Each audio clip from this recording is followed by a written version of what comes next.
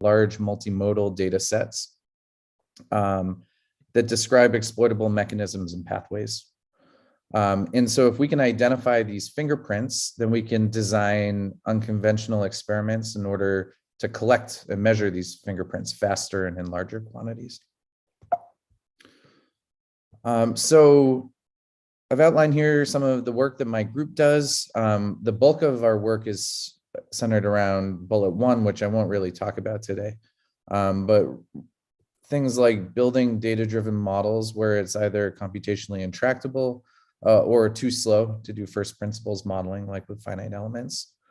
The second bullet is what I'll really get into today, which I call physics-informed multimodal embeddings. And the idea is, how do you fuse together first principles, physics models, and simulation together with machine learning and purely data-driven things like experimental data, right? You can't model, you can't solve a PDE to model that experimental data. So how do you combine those things? And I have a new center together with George Karniadakis, where we're developing what we call physics-informed machine intelligence. So the idea is you want to take all of these pieces and put them together so that you can develop systems which can autonomously explore cause-effect relationships and automate the process of scientific discovery. So I'll just have a one slide throwaway here about all of the data-driven modeling work that we do at Sandia. We do things like data-driven multi-scale finite elements, so discovering finite element spaces and discovering models if you have incomplete physics. Things like learning closures for turbulence or multi-scale, high-dimensional surrogates for chemistry, and we do a lot of work with semiconductor physics in terms of building surrogates for components. So maybe a given device, a given transistor in a broader circuit. So for all of these things, these are all high consequence engineering applications that we're interested in at Sandia, and you need certain guarantees in order to reliably use these tools. It's the same way when simulation was first adopted, like 40 or 50 years ago in the DOE complex. You need to guarantee that models are going to converge, that they're going to be stable, that they preserve physical invariances, and so on. And so we're very interested in preserving geometric and physical invariance for each of these physical systems. So I won't talk about that, but that's maybe the bulk of the work that my group does. Really what I'm going to talk about is this. So this is a video of a laser powder bed fusion machine that we have. And so the way these things work is it sweeps out a layer of metal powder, and then a laser comes in and selectively melts regions of powder. So you can build up metal components one layer at a time in an additive fashion. So the way we're used to building and characterizing parts made in this way is that we'll print a part, and then we'll take it off the build plate, and then we'll do post-mortem diagnostics, right? We'll section a part, we'll look at its microstructure, we'll try and correlate the microstructure to, if people talk about process of structure to property relationships, you try and find a correlation between structure and property, like strength, for example, as a function of what the microstructure looks like. So when you do this, you throw away a ton of information, so we're used to those kind of, we call them Cadillac measurements or high fidelity characterizations, things like microscopy, XRF, XRD, TEM, SEM, all of these slow measurements to make, but things that contain the full picture of what's going on. There's a lot of low fidelity signals that you can capture. So for example, here, the light that's coming off of this plume, you can look at the spectrum of that light. You can stick a microphone in the build chamber. You can take photographs, you can do profilometry. So there's a lot of high throughput things that typically are viewed as, you just throw it out. What are you going to do with all that information? And so this is what we mean by multimodality. We'd like to take advantage of all of, different views of the same coin that we can capture, maybe at different levels of fidelity, describing a given build process. I'm not sure whether I'll have time to get to this at the end, but one thing that we're very interested in is this idea of correlation versus causation. And so this might not be obvious if you haven't thought about it before, but it turns out that probability as we know it is insufficient to encode causal relationships. So if you ask what's the probability of the event A and B happening, you could decompose them equivalently, but both of these ways of saying either conditioning on B or conditioning on A.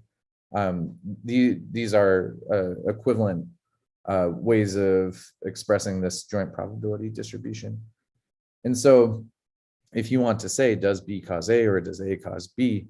Think about this hypothetical question. If you think about how a city altitude relates to a temperature from physics, we would say, of course, the temperature of a city from physics is caused by the altitude. It's colder as you go up, right? But there's a totally equivalent way to phrase it in the other direction.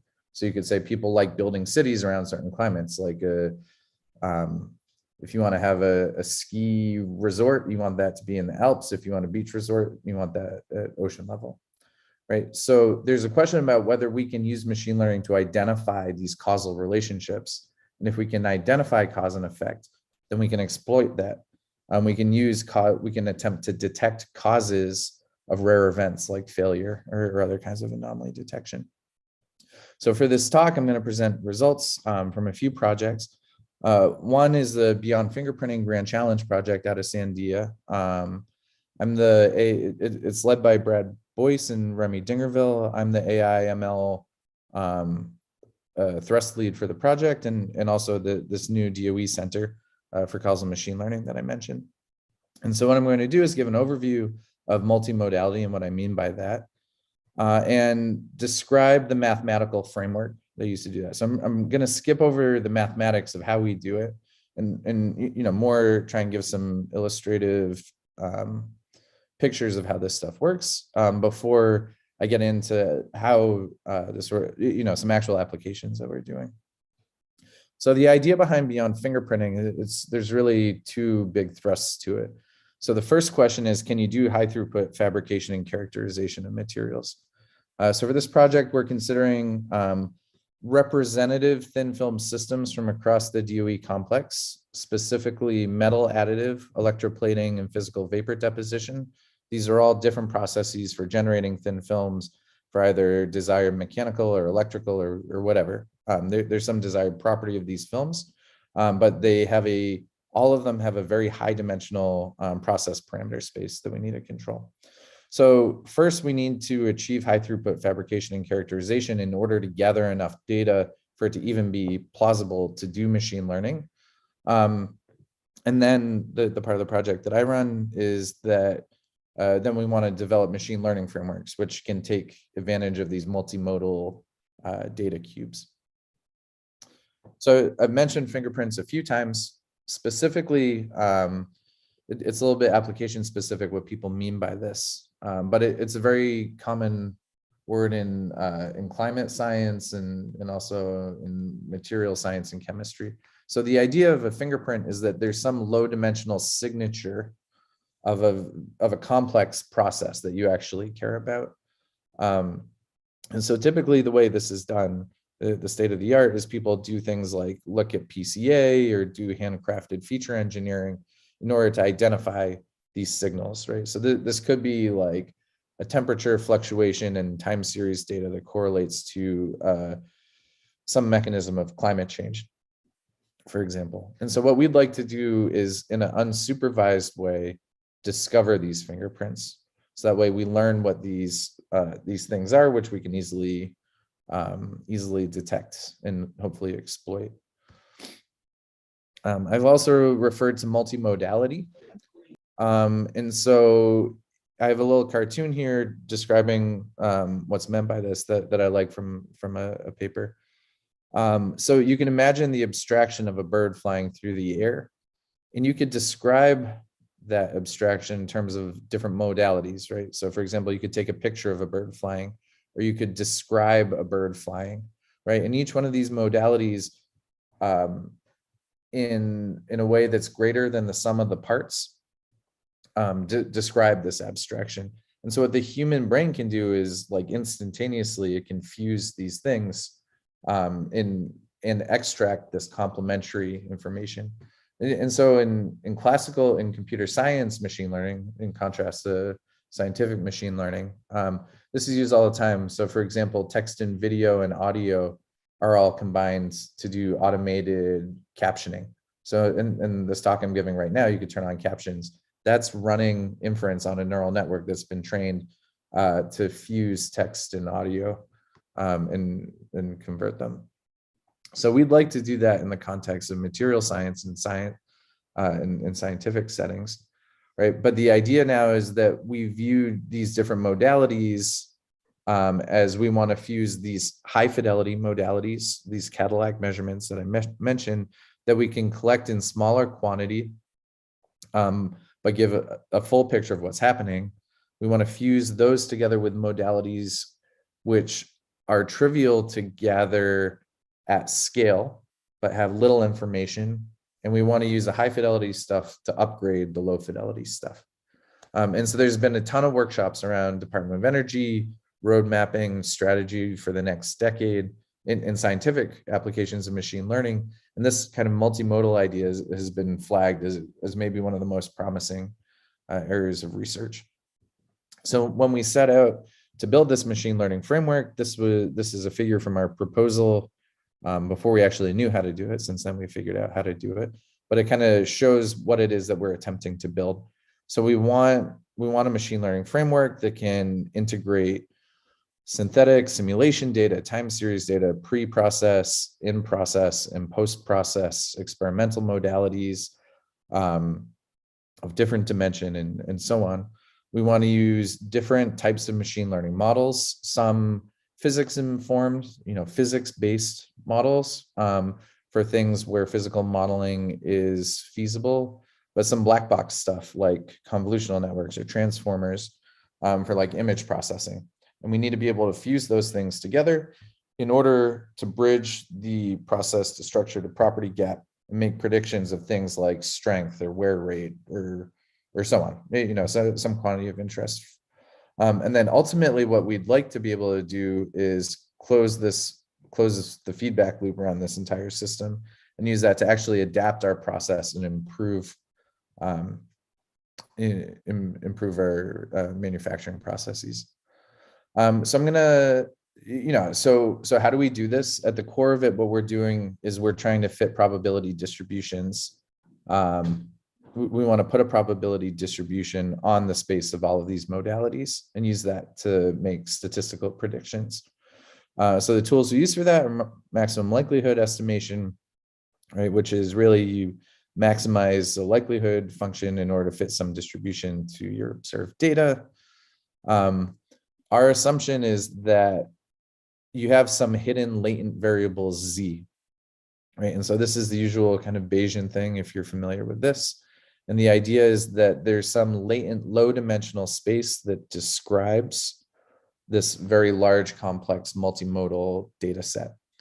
And so what we'd like to do is discover a model for this latent variable Z. Of course, we don't actually have data for Z. And so that means that we'd like to characterize it in terms of a posterior distribution, like probability of Z conditioned on the data. And so there's two options for how to do that. There's sampling, which is very expensive, things like Monte Carlo. But what we're building is a variational inference framework. And so the idea with variational inference, if you're not familiar with it, is it's way too hard to actually work with the true posterior distribution. So what we're going to do is choose a nearby distribution, which is simple and easy to work with from a computational perspective, and just make it as close as possible to the true distribution as possible. And we do that, I'm skipping through all the math here, but the punchline is we do that by maximizing what's called an evidence-based lower bound. So this is just some loss function that we want to maximize in order to make our nice distribution look as close to the true one as possible. So I'm going to give a roadmap through the literature. So to get to the point that we're at. So you may be familiar with deterministic autoencoders. This is a machine learning architecture where the idea is you want to compress the dimension of your data down.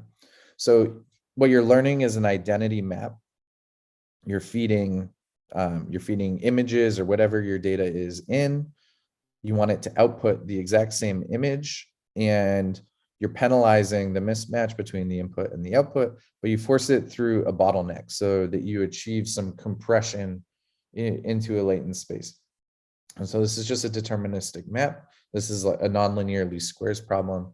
And what people do is they throw gradient descent at this. So in the variational inference framework, you can do the exact same thing, but now it's probabilistic. So the idea is that you have an encoder which compresses your data down to a latent space, but it doesn't map to a deterministic point in the latent space.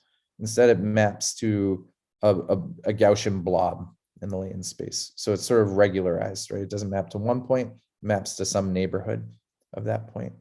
And so this encoder describes your posterior distribution, and you impose a prior distribution.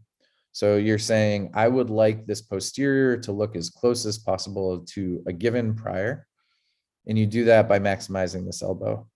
And so what it ends up giving you are two terms. You have this term here, which is a reconstruction loss. And then you have another term here, which is a KL divergence between the prior and posterior. And so this first term says, I want an accurate reconstruction. And what the second term does is it says, I want these two distributions to look the same as possible. It's penalizing the deviation of the posterior from the prior. And so what that turns out, if you evaluate the integrals in here, you end up with something that looks like a mean square loss. And then you have some other extra terms that pop up in your loss. And these are just some, this is just some function that you code up in TensorFlow.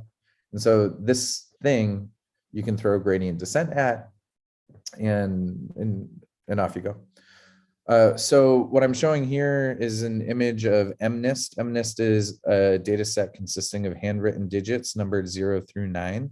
And at the top, I have the deterministic autoencoder. Down here, I have a probabilistic one. And these are colored by each digit. So purple is like a 3, a green is a 4, and so on. And so you can see that each image, each one of these dots corresponds to an image in the training set. They're getting mapped to points in latent space. There's no structure to it, right? Whereas with the VAE, what we're saying is I'm imposing a prior so that it should be a unit Gaussian in the latent space. And so they're both doing basically the same thing, but you're getting some control over what that distribution is going to look like in the latent space. So there's some interesting work that was done. At this point, this is like ancient history in machine learning literature. But there's a paper called Beta VAE that came out of DeepMind in 2016. And what they saw was that if you go to that loss, right, recall that this is the reconstruction and this is the penalty for how far the prior and the posterior are from each other. But you just stick in this weighting constant here, this beta. By doing that, you can dial back how strongly you want the prior and posterior to match. And in doing so, what happens is that the classes in your data pull apart like this. And so people call this disentanglement. And you might have seen this in popular science, things like neural networks, where you can dial in a mustache or add glasses to a picture of a person's face or so on. What that means is that's a product of this disentanglement. It's that you found a representation where your data pulls apart into interpretable clusters that correspond to some feature of your data set. So, right, so this could be whether someone has a mustache or not, for example. So there's some more recent work where instead of imposing a Gaussian prior in the latent space, you impose a Gaussian mixture, right? So that's something that looks like this. You have a collection of Gaussians, which you use a categorical distribution in order to figure out which Gaussian you want to sample. And so the idea with this is that now each one of these clusters has its own Gaussian distribution attached to it. And what it means is that if you sample, what it does is at the end of training, it gives you a parameterization of each distinct cluster. So what you can do, going back to MNIST, say you sample from this cluster right here, And that turns out to be the cluster of zeros, as drawn here. As you sample across different parts of this latent space, you'll get different features that encode different ways that something can be a zero. And so if you sample now in here, each row corresponds to sampling one of these different clusters. Each cluster will correspond to a different digit. So the idea behind this paper I'm discussing today is that we want to use that idea in the context of material science. So we want to, these clusters are going to be our fingerprints. And what we want to be able to do is fit these clusters to a multimodal data set. And the way that this works, there are a few ingredients to it. First, we have what we call modal fusion. You take all of your different modalities. Each one gets its own encoding into a latent space. And then we apply what's called a product of experts model, which fuses all of those individual embeddings together into a single point in latent space. So what that means is you've combined all of your data and it's represented by a single point in the latent space.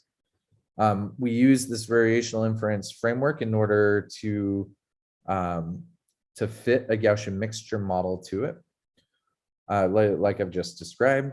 And then on the decoder side, what we can do is for a data-driven modality, right? Like think about microscopy or an image or something like that. That you can just feed through a standard decoder, like a convolutional decoder or something like that. But for those modalities which are amenable to physics modeling, you can conditionally define a physics model where the model coefficients are assigned differently for each cluster, right? So you could say this cluster right here is the cluster of high Schmidt number where there's a lot of like turbulent mixing, whereas this one is like in a laminar regime or something like that. And so what we do is we train this entire model all at once in an end-to-end fashion. And what happens is that these physics models put some reverse pressure on these clusters. It says, I want a decomposition of the latent space into clusters, but I want those to correspond to physically meaningful regimes, right? This is the low Reynolds number, the high Reynolds number regime, and so on. So there's a lot of ingredients about how to do that. I'm going to skip through this next part because it gets pretty mathematical. And you don't really need to understand the math in order to get a sense of how this is actually used. But if you are interested in that, I'm happy to take questions by email. And I'll refer people to the paper. So I'll skip through these pieces. The one thing that I'll say is there's a little bit of magic that makes this work, and that's that you get a whole bunch of expectations that you have to compute, right? Those are integrals that you need to do, and we set it all up in just the right way so that you can do those integrals by hand, right? So if you couldn't do those integrals by hand, you'd need to do expensive Monte Carlo sampling and so on, and you would have a high variance estimator for the elbow, right? But because we can do everything, we set it up in such a way that we can do it by hand. This goes back to the whole philosophy of variational inference, which is that you choose to work with a computationally tractable posterior distribution or approximate posterior distribution. But at the end of the day, basically, you can push this whole model through. You compute all these integrals. These are all, you've just got a whole slop of different model parameters that you throw gradient descent at. So how does this work? First, I'm going to share a toy problem before I actually get into the physics modeling. So going back to MNIST, imagine you have digits 0 through 9. On the left, you have the traditional MNIST thing, right? These are handwritten realizations of each one of these digits, right? And we're going to pretend this latent variable Z is the digit itself. This is unsupervised. We don't have labels for each one of these images. Instead, what we have is a second modality. So we have a function right? So say z is equal to 2, you would have a function that x2 is equal to 2 times x with some noise mixed in, right? So the label is encoded indirectly into the slope of these lines. So in some ways, this is trivial. This is like a thinly veiled supervised learning problem. But it's to give a sense that if we can do this, if we can train from this, then yes, in fact, we can use information in the second modality in order to understand what's going on in modality 1. So I'm going to play a video here. This box to the top left shows points in the latent space, colored by the labels, although we don't use the labels during training. This is unsupervised, right? But you can see that it's going to disentangle the different digits. In this plot here, you can see the expert model. As an expert model, we're going to assume each cluster has a model of the form like y is equal to a times x. Right, so we're learning the slope. Each cluster gets a slope of a different line associated with it. And then now each one of these, of the remaining boxes, shows a sample from each of the clusters distributions. And you can see during training that the clusters pull apart. You can see the expert models fitting to each of the subpopulations in the data. And now the generative model is able to predict the digits 0 through 5. So shown here in the top right, this is what you would get if you were training this with a traditional autoencoder. Right? You get class confusion, you get 5s that looks like 8s and 3s and so on. Whereas our latent space, it neatly disentangles, and we get 100% classification accuracy, which is better accuracy than people actually get with a supervised learning setup. And what's interesting is the latent space itself actually has some semantics to it, right? In the sense that in the second modality, there's an ordering, right? You have the slope increasing from 0 up through 9. You can see the classes in the latent space actually reflect that ordering, right? You get these distinct clusters and they are ordered 0, 1, 2, 3 up to 9. As you go to noisier,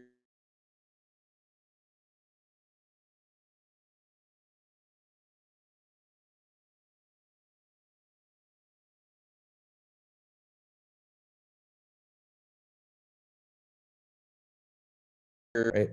And so you get the clusters bleeding into each other at their periphery, but you still preserve this semantic ordering, right? You get this ordering 0, 1, 2, 3 up to 9. Okay, so now I'm actually going to do this for some physics, which is maybe more interesting.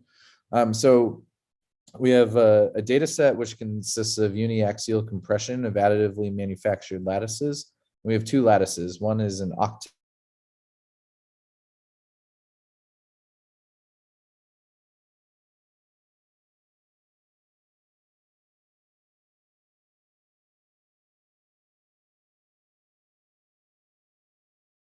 And as a first modality, we just take a picture of the lattice itself. And the second modality, we look at the stress strain curves.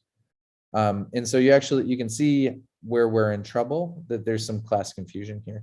Some of, the blue and the red correspond to the 2 different types of lattices, but some of those blue lines coincide with the red population. So just from the stress strain curves, you can't tell which came from which and so on. So again, I'm going to train this one now. And so each one of these black dots corresponds to an image and a stress strain curve together. It's fitting 2 clusters to it, and you can see how it's swapping the black dots back and forth. It's not really swapping, this is just visualizing what's happening when you train with gradient descent. But eventually, once it's disentangled the data set, now you get a good generative model for the actual microstructure geometry. Now all the way to the right, you can see it fitting. In this case, we've selected a linear strain hardening model, which is like the most dead simple thing. You could throw out a problem like this, and it's put these 2 things together. So what's interesting about this is, it not only gives you a physics-based model, but it gives you this generative picture of what's happening at the microstructure, right? So you can say, oh, I see this orange curve has a higher yield stress, but what's going on? Like, what causes that?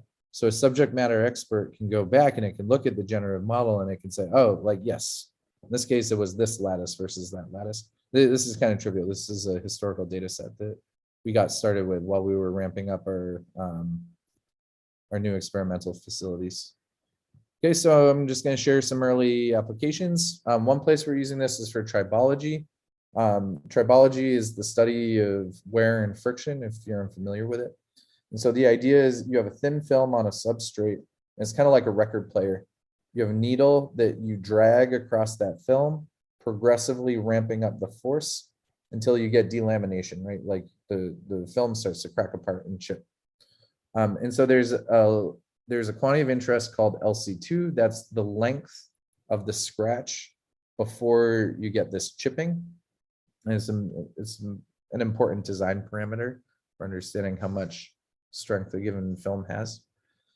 And so what we're doing is we are integrating high and low fidelity measurements, in this case, high and low fidelity measurements of images of those cracks together with acoustic emissions. So this is like, there's a microphone in the chamber, you're listening to how loud it is as you're scraping along that film, and you can get better accuracy. We're doing this in other applications as well. We're looking at, for metal additive, we have what's called a single pass experiment where you just run the laser in a single pass across a build plate and you get these melt pool geometries. Again, we're collecting acoustic information and we want to do things like predict the melt pool penetration. In another application for electroplating, before I showed the linear strain hardening model, that's kind of trivial. For here, what we're embedding is an actual control volume analysis of the bath chemistry. So this is like Butler-Fulmer reactions, giving a prediction of the transport of species to the film surface, right? So it's giving an actual model for deposition and how it works and how it's mass limited. So going back to this tribology example, you can see this is the latent space that we get. It's colored by the LC2 value. It's found 3 clusters and it gives distinct qualitative scratch. What do those scratches look like that correspond to these 3 different clusters? What do the acoustic emissions look like? And now you can start you can use this embedding as a way to detect. So yeah, I didn't talk about this too much, but a really nice feature of this framework is that you get closed form expressions. It's like a single formula that you evaluate that says, given this data, what's the probability of belonging to each one of these clusters? And so we can, like I mentioned earlier, we can design experiments in order to actually detect for an experiment which one of these clusters we belong to. And then at the same time, we get huge improvements in terms of the accuracy just from folding in all of these multimodal things. So in this case, we're predicting LC2 with error of less than 0.1%, whereas a normal supervised learning thing, just going from images to LC2, I think the error is like at 10% or something on that order. Well, I won't talk too much about these other systems. I think that gives a pretty good idea about the kind of ways that we're using this. Decide whether I want to get into this or not, or save time for questions. I'll briefly talk about the new directions that we're going into, right? All of that is just correlation. Those clusters just show which one of these modalities happen to show up at the same time as each other. They don't tell you what modality causes what. And so it actually gets very philosophical very quickly, how to argue what cause and effect actually mean. And so Bernard Scherlkopf has done a lot of amazing work in the last decade about this kind of stuff. But he basically gives, if you have 2 random variables and they're statistically dependent on each other, there's a criteria for causality which states that there's a hidden, people call it a confounding variable or a causal variable, which is the actual thing that's making them be statistically dependent upon each other. And so the idea for causality is if you can identify what this variable z is, such that x and y, or whatever your random variables are conditionally independent when conditioned on z, then that's one definition of causality.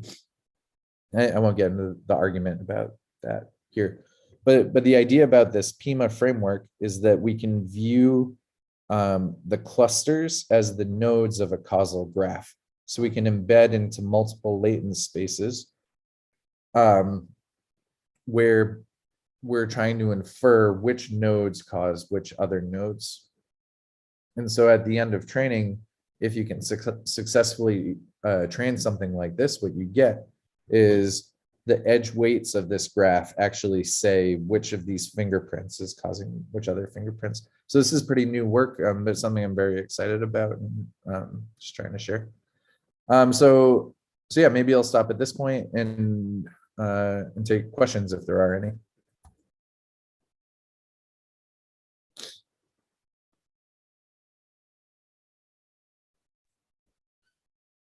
Oh, thank you, Trask, again. I've got a question. Sure. Yeah, I'm Chris Brown. I'm on the faculty here. And in your abstract, you talked about looking at data from profilers. Mm-hmm. I do a lot with surface metrology. Yep. And I was one of the shortcomings I've seen in trying to apply this sort of thing to the surface metrology is that people are using parameters to characterize the topographic data that already don't work. Yep. You know, conventional things like height parameters, RA, that and so a lot of our work has been developing more meaningful geometric characterizations at appropriate scales in order to find correlations and do actually the same sort of thing you're doing, but in a very limited case and very specific to the surface metrology to find, can we tell which surfaces will work in a certain situation and what sort of features are governing adhesion or wetting. And I was wondering if you had results and if you had gone beyond the conventional height parameters and we're using some more interesting topographic characterization or raw data or what you're doing. Yeah, exactly. Yeah. So across material science, this is a recurring theme that historically people reduce these high dimensional data streams into summary statistics to get it down to a dimension that's small enough that we can wrestle with, right? In the process of doing that, you throw away important information. The place we've been looking, so the idea behind this is you don't want to choose your low dimensional representation of the data. You want deep learning in order to decide what is relevant, right? And so the hypothesis here is that there's a baby that's being thrown out with the bathwater that we can try and catch. So for profilometry specifically, we have collected that data, but we haven't done a ton of work with it. We've been doing more work with XRD. So in terms of this kind of thematic idea. So in XRD, people do something similar. You have peaks corresponding to the crystal structure. And so there are people post-process into the peak locations and their widths as the summary statistic, and they use that as a hand-engineered features. Within our project, we've done work that's shown that you can actually get much more accuracy if you just look at the raw XRD profile. So we're optimistic that it's going to be the same story across the board, like in profilometry. It's kind of the hypothesis of the whole project that once you do unsupervised feature detection, you won't throw the baby out with the bathwater. Be interesting to see how that goes. If I can help or like to discuss, I can send you some papers if you want. Yeah, absolutely. Please do. Yeah, I'm happy to follow up offline.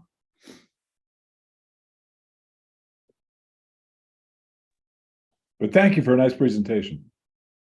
Thanks. I have a quick question. I was wondering, because you're using machine learning, and because machine learning is an empirical technique. So you're looking for patterns in data. Is there ever concern that the correlation, you're finding correlations between these, these different variables, like, this acoustic, or, or things like that, and with the performance variables, but like, how do you really know that there is an actual physical principle connecting those variables? Or maybe you just, you don't really know there's any principle that connects them. Yeah, exactly. Right. So that comes back to this idea of the, let me pull up the picture of the architecture. This comes back. So there's an idea in machine learning called an inductive bias. And what an inductive bias is, it's a way of cheating. You're pushing your model toward the answer that you want. And so this physics model here is an inductive bias. So we're pushing our model towards discovering features which somehow admit a description in terms of a first principle physics model. That's the way we're hoping to push it in that direction. But of course, you're right. And, in the topic, in the broader community of machine learning, the idea of interpretability and explainability is huge, because you have no idea what it's actually latching onto.